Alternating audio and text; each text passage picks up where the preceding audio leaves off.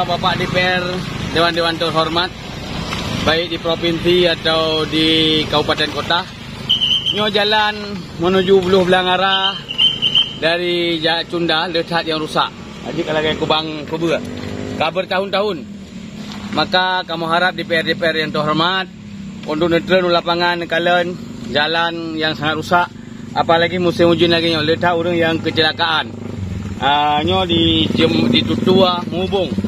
Alhamdulillah orangnya buat sementara kamu berkeren Laskar Persaudaraan Islam wilayah Pasir bersama santri mujahidin untuk kamu pegang semampu kamu dengan sumbangan kaum muslimin muslimat yang kamu galang untuk kamu pegang semampu kamu. Maka ukuran pegang permanen karena kamu mampu maspal paling-paling untuk sementara.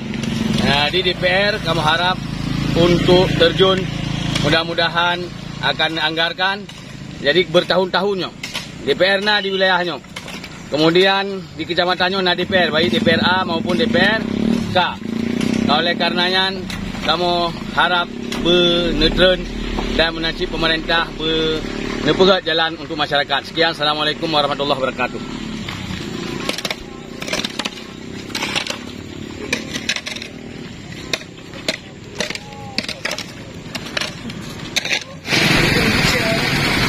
Jadi FPI bakti sosial karena kekesan pemerintah yang melupakan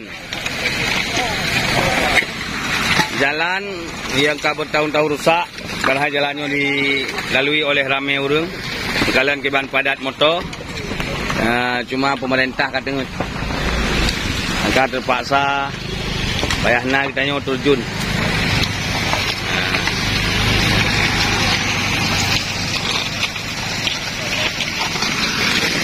Jalan yang udip lintas tapi kalau ke kubang kubur letak orang kecelakaan, maka kita yang terjun untuk tak bantu jalan supaya begot. Mudah-mudahan masyarakat beraman bak lalui.